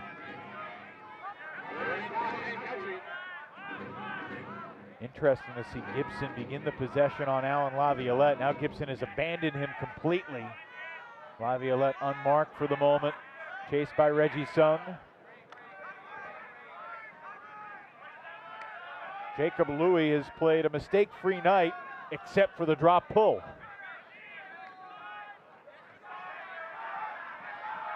Leading the Flyers in completions with no throwaways in his UFA debut.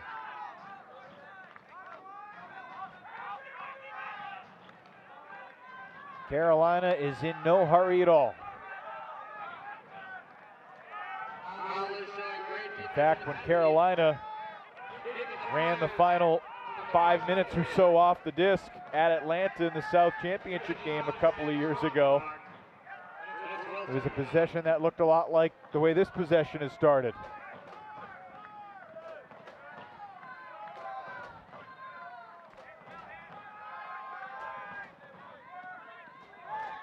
Laviolette saw a chance for a hammer, but thought better of it. Floating it to space beautifully. He's not in. Louis landed on the line. Nate Lyle running across. A couple Carolina rookies conspire to double the lead here early in the 4th. Louis to Lyle. Great recognition by Laviolette on that space throw to Louis. There were no other San Diego Growler defenders kind of peeling off into that space, so he had the green light for that space throw. Yeah, we wanted to burn clock. Yeah, A burn clock you did. Almost 2 minutes off the clock on that possession.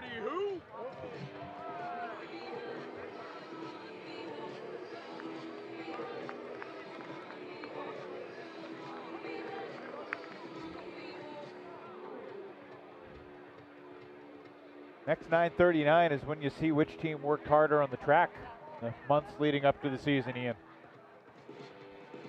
Getting PTSD just thinking about running 400s and Tabatas and fartleks and. That's not how you prepare for the broadcast season, is going to the track? The beep test, no. Those have been banished to the depths of my memory.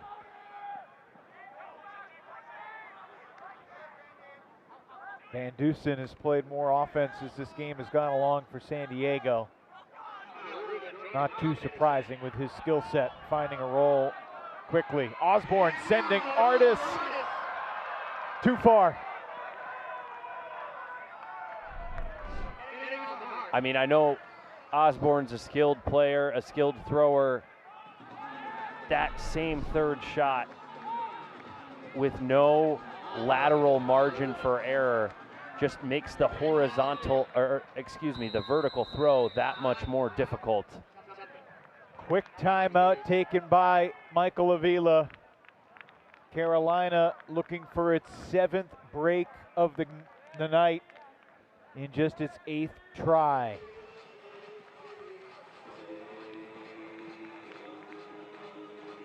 .8:38 remaining in the 4th. Reminder, tomorrow night, the UFA Game of the Week exclusively on watchufa.tv. Get your subscription fired up. You don't want to miss the breeze and the glory. Rowan McDonald and Thomas Edmonds making their Boston debut. Toba Decana, Jeff Babbitt back on the field as well. But look, this is a DC team that's got a lot of pride and a lot of talent.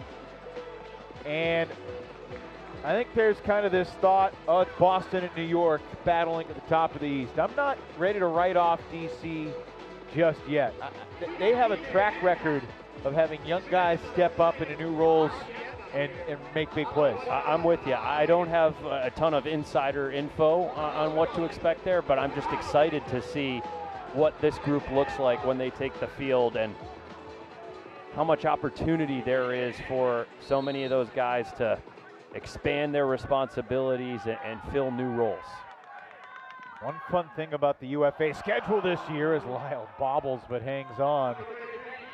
Every single team in the league has at least one interdivisional game. That's never happened before. Carolina has games against Philly and DC and Pittsburgh. San Diego's got a couple games against Oakland. They also go to Colorado, and those are teams that they used to be in the West together with, but the start of last year, San Diego realigned into the South. Joined by the Vegas Bighorns in the South Division this year. That's who Carolina will see tomorrow night. Ryan Courtney makes his head coaching debut, leading the Bighorns into their 2nd season, looking for their 1st win.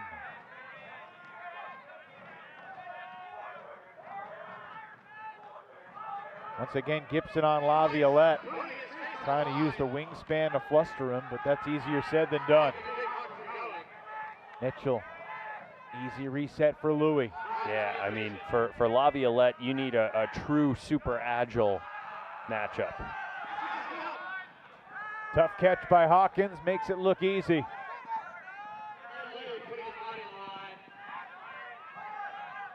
Sanner with the clock ticking towards 7 minutes left.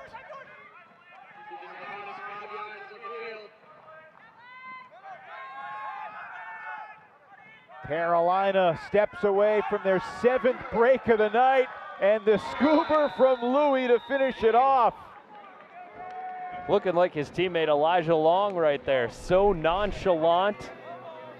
As we get another look at Milardovich so close to that block, but Hawkins with the grab, and then Walker Matthews, who's quietly put together a really impressive night,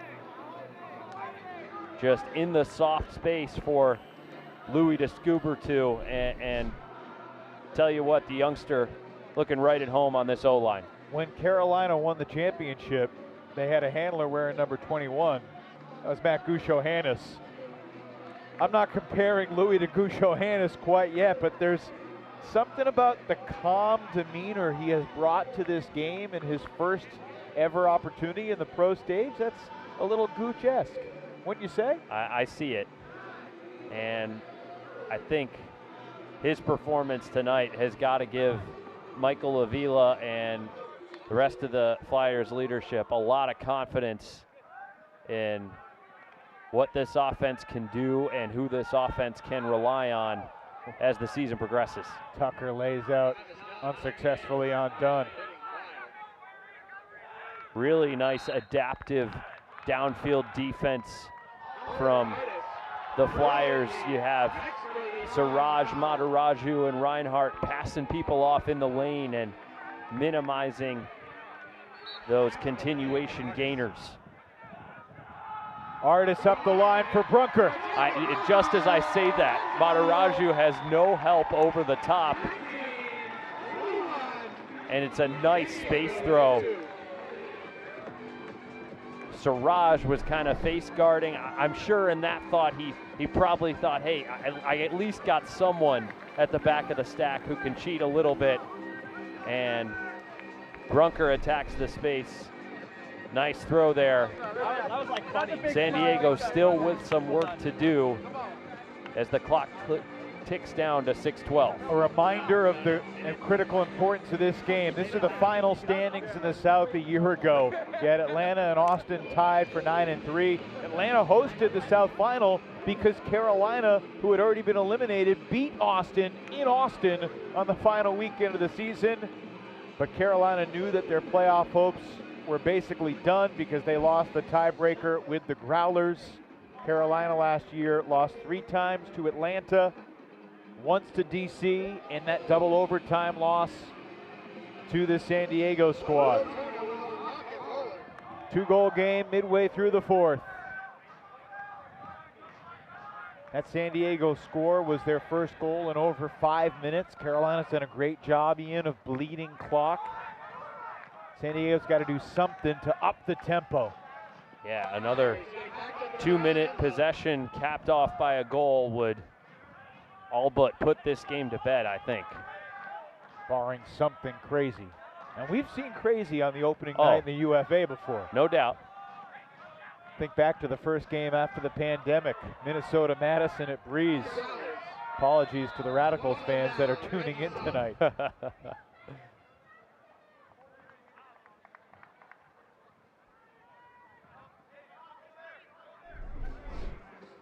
So, contact. Oh, it's a little friendly fire there. Severson colliding with Sung. So Reggie Sung will get a breather, starting his 7th season with the Growlers here tonight. Carolina's in no particular hurry. They will drive to Vegas tomorrow morning. They will be big favorites against the Bighorns, even on the road in the second night of a back-to-back. Chance for a block! And it's Max Combs doing the job to give San Diego the disc with under 5 to play. He had 16 last season with LA. Getting off to a clutch start here with San Diego tonight. Max Combs, one of 2 rookies in the league last year. I mean, the story of the night there, just unforced errors compounding when San Diego needs some tighter execution. That's a backbreaker, especially if the Flyers punch this in.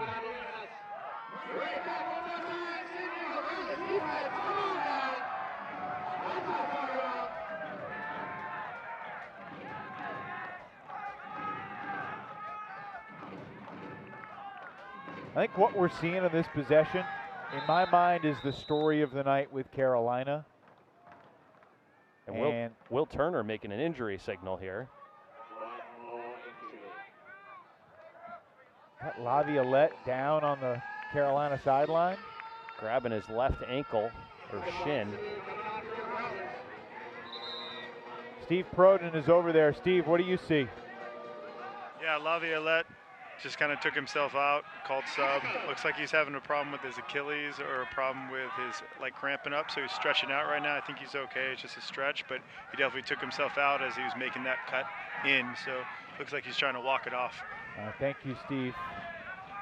Apologies for any confusion on my part, because I said Turner took the injury, but I think he was, as Laviolette made the signal, he was taking advantage of the opportunity to make a substitution and get a fresh body out there. Irony, because Laviolette got hurt late in the fourth quarter against San Diego last year. That's right. He was not on the field on Universe Point. That's got to be some kind of a card. Yeah, well, at least a foul. Gibson bumping Fairfax. Both guys look exhausted. No flagrant there. Yeah. Okay, all right, yeah.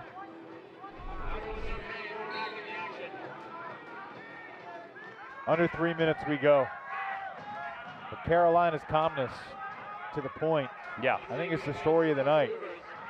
You know, different faces on this O-line, Lyle and Louie. Well, obviously, thrilled to have Elijah Long back. Dylan Hawkins has been exceptionally steady. Atlanta won earlier tonight with just 9 turnovers. Carolina trying to win with fewer than that.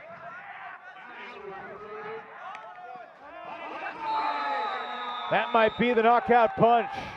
With 2:26 to go, the Flyers retake a 3-score lead. I mean, Grayson Sanders been grinding all night as we get another look at the turnovers across this point. That was a low throw for Gibson, but it was certainly catchable. Severson kind of making an awkward half dive towards it. I don't know how you characterize that. And then, as I was starting to say, you know, Grayson Sanders been grinding all night. He knows churning and burning in the downfield lanes is his responsibility. I know he committed a foul earlier, but getting on the scoreboard there got to be pretty big for his confidence. 3 assists and a goal for the Wilmington product.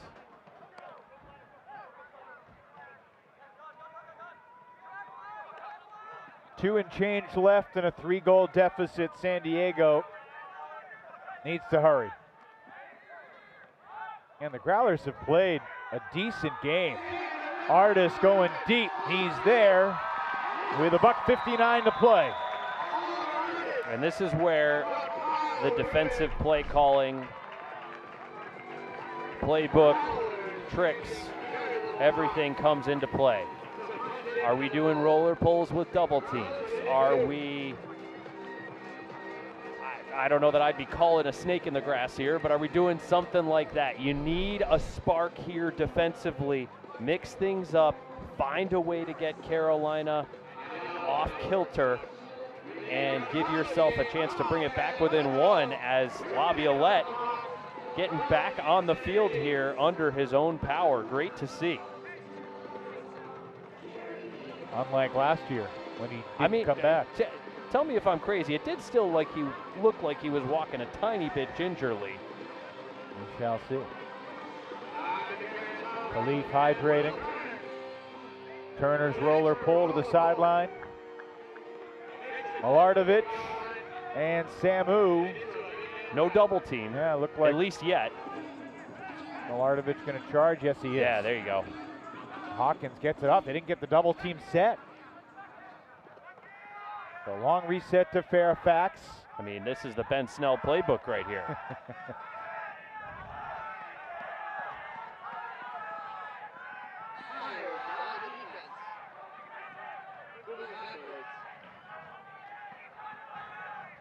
I mean, if I'm downfield, you can't let anyone come back to the disc. You got to be fronting everyone at this point. Try to compel Carolina to take a shot to a wide open man deep.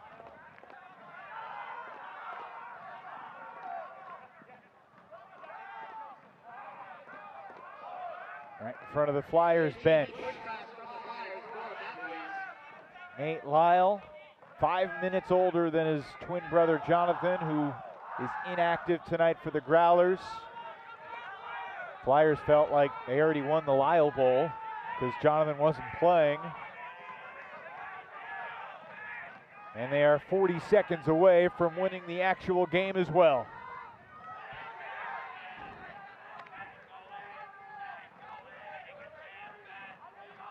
Carolina, champions in this league in 2021, runners-up in 2024. I mean, Fairfax is open by acres deep, and Carolina is totally content to just pitch and catch in the backfield. Yeah, it's a 2-goal game, but this feels like a pretty comfortable 2-goal win for the Flyers. 3,000 miles from home on opening night. The Huck goes up. Fairfax, one more chance to make a play. He's not in, but he'll add the yardage. This goal's not going to count. But the Flyers come to San Diego and get the revenge they sought here on opening night on Friday Night Frisbee. 22-20 is your final. Carolina did a great job of slowing the game down in the fourth quarter. Flyers scored 7 goals in each of the first 2. They scored 5 goals in the third. They only scored 3 goals in the fourth, but that's more than enough. I'm just so impressed with their versatility. When they needed their O-line to go out there and basically run a handler-dominant point and chisel and slash and strike, they could do that. When they wanted to stretch the field, they went 6 of 7 on Hucks, and they could do that. This is a group that's got a variety of ways to attack you, that knows how to be patient and disciplined when it's needed, and a hell of a start to the season for them. Growlers finished with just 9 turnovers, but Carolina had 6. We'll chat with a victorious Flyer after the short break. Stay with us.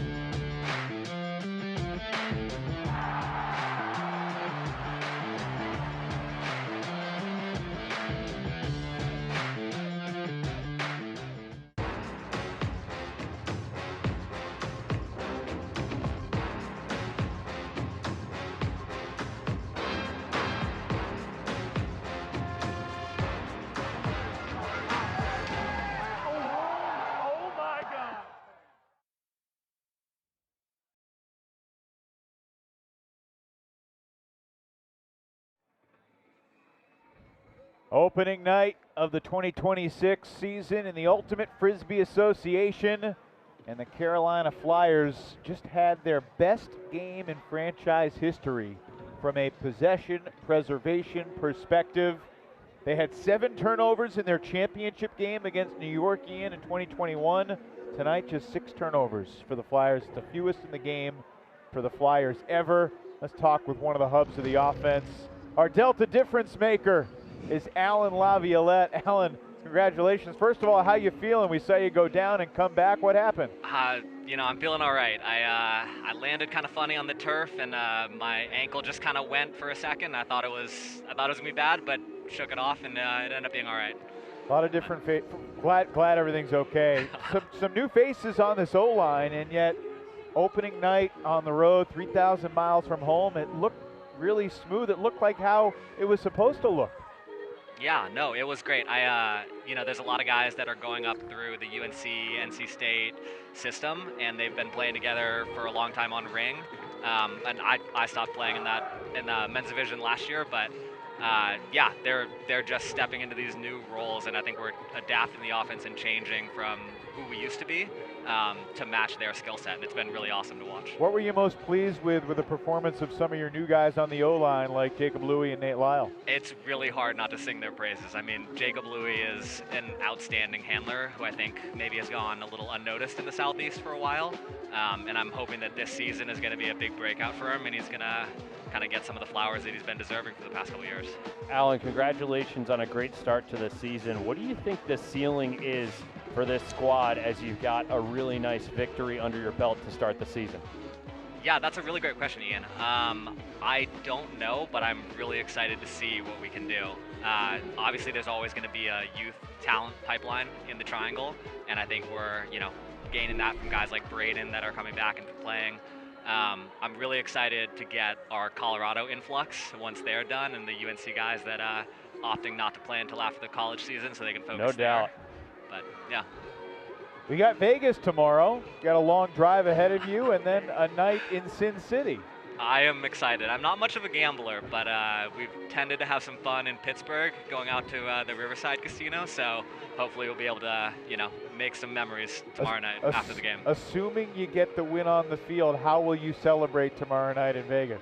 That's a great question. I know I'm going to go put a little bit of money on blackjack and maybe even do a roulette spin. Number 11, maybe? Number 11.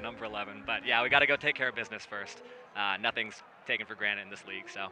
All right, Alan, thanks for joining us. Congrats on a great opening night win. Best of luck tomorrow. Look forward to seeing you down the road, my friend. Awesome. Thank you so much.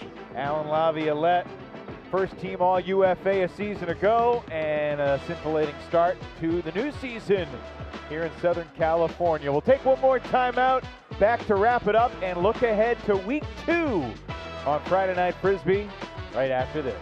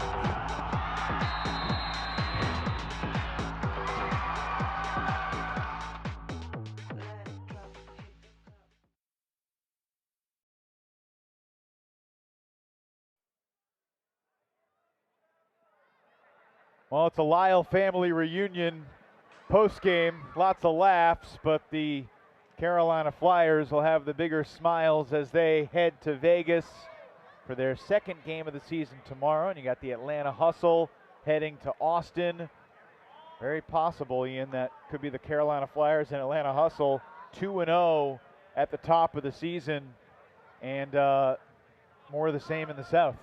Yeah, I know we're only very early in this year's campaign, but these are two teams, Carolina and Atlanta, that have kind of reloaded in new ways going into this season, and they've got the franchise identity of being a South Division hegemon, of getting over the hump and representing the division at championship weekend.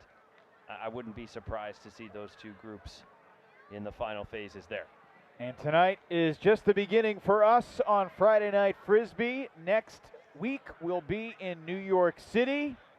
The Toronto Rush and the New York Empire both opening their seasons. New York, after winning 3 titles in 4 years, Ian, has come back to the pack a little bit, losing in the first round of the playoffs each of the past 2 seasons. A decade ago, the East Division belonged to Toronto year after year after year. They're trying to get back towards competitiveness. They've got some Vancouver imports that they're bringing in this year. What are you most intrigued by next Friday night in New York? I want to see how this New York O-line shapes up, even if Don Desmarais may not be there. I want to understand how they're going to flow through Atkins, how he plays with Jack Williams, what this group evolves into. And you know, there's mainstays like Williams and Yacht, and there's these new pieces, and how are they all going to gel together? Do you expect more antics from Yacht or Atkins? Wow.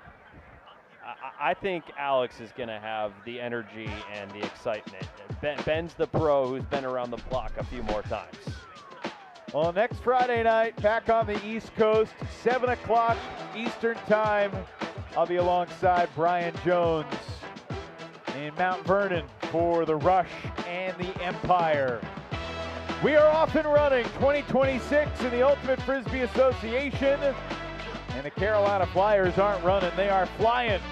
1-0 with a opening night win on the West Coast. Final score, Carolina 22, San Diego 20. The Growlers had Airbud, things might have been different. Thanks so much for spending your Friday night with us, especially if you're still up Saturday morning back east. For Ian Toner, Steve Croton, and our entire fantastic crew, I'm Evan Lepler. Grateful, privileged, honored to be back with you for another season here in the Ultimate Frisbee Association. There's no place we'd rather be on Friday night, and we thank you for being with us. For our entire crew, we'll see you next Friday in New York City. Have a great night, everybody.